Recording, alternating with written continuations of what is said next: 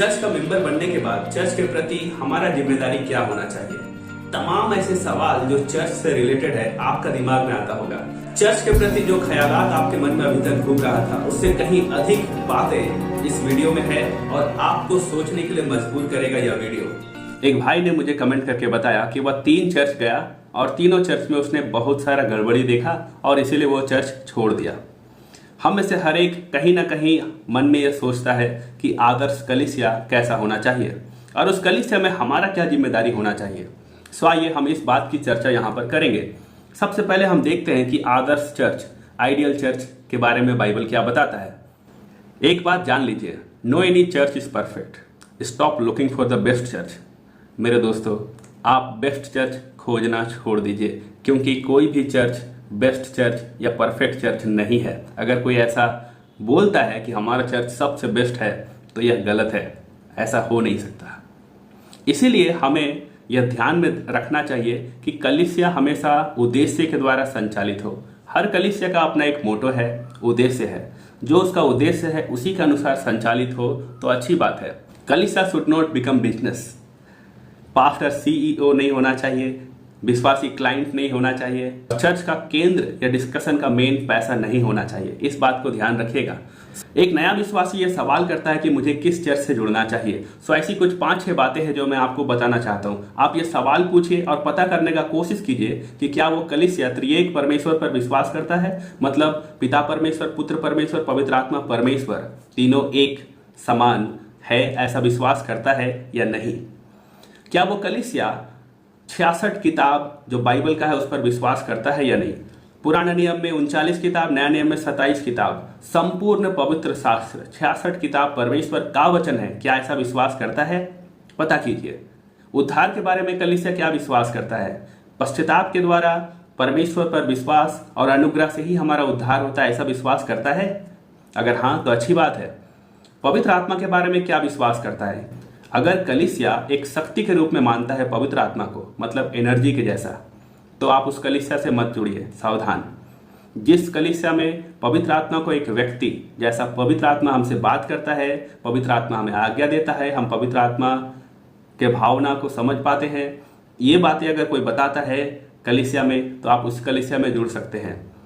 ऐसा कलीसिया जहां पर यीशु मसीह का दोबारा आगमन का इंतजार हो रहा है, उस कलीसिया से जुड़िए। ऐसा कलीसिया जहां पर सुसमाचार प्रचार, आत्मा बचाने पर जोर दिया जाता है कि जाओ सुसमाचार सुनाओ, अपने दोस्तों को यीशु के पास में लाओ, उनको कलीसिया में बुलाओ, इस बात पर जोर देने वाला कलीसिया से आप जुड़ जाइएगा। ओके, सो आइए हम आगे देखते हैं कि हमारा रेस्पॉन्सिबिलिटी इस कलीसिया में क्या होना चाहिए। हम लोग यहाँ पर समझेंगे। सबसे पहली बात, अपना कलीसिया में रेगुलर रहिए, हर संडे जाइए। ओके, अपने पास्टर या जो प्राचीन है, बड़े बुजुर्ग है जिनके साथ आप बातचीत करते हैं, अच्छा रिलेशन है, आप उनको पूछिए कि मैं भी कुछ मदद करना चाहता हूं कलीसिया के काम के लिए, तो मेरे लिए क्या काम है आप मुझे बताइए, मैं किस तरह से कलीसिया की मदद कर सकता हूं। तीसरी बात, जो भी रेस्पॉन्सिबिलिटी आपको मिले, चाहे वो छोटा भी क्यों ना हो, उसमें आप विश्वास योग्य बने रहिए, ठीक है। और जो रेस्पॉन्सिबिलिटी आपको मिला है उस जिम्मेदारी को ना केवल आप खुद कीजिए, लेकिन आपके जगह में आने वाला समय में 1-2 साल में कौन करेगा, उसके लिए भी आप एक सक्सेसर को ढूंढिए, तैयार कीजिए, ताकि उस रेस्पॉन्सिबिलिटी को आप उनको देकर आप बड़ा रेस्पॉन्सिबिलिटी की ओर आगे बढ़ सके। जो आपके पास्टर या मसीह में जो आपको सिखाने वाले जो अगुवे होंगे, उन अगुवों का आदर कीजिए। ओके, यहाँ आदर करने का यह मतलब नहीं है कि जो भी गलत वो सिखाते हैं तो उसको मान लेना। ओके, इस बात को ध्यान रखिएगा। सुसमाचार सुनाइए अपने दोस्तों को जो अन्य विश्वास में से है और उनको भी धीरे से चर्च में लेकर जाने का कोशिश कीजिए। ओके, आपको जो भी परमेश्वर ने दिया है उसमें से सैक्रिफिशियली आप दीजिए। केवल पैसा नहीं, आपका समय भी त्यागपूर्ण रूप से कलीसिया के उन्नति के लिए दीजिए। हाँ, झगड़ा, एक दूसरे का बुराई, पीठ पीछे हर्ट कर देना और बहुत सारी बातें कलीसिया में होता है और यह आम बात है।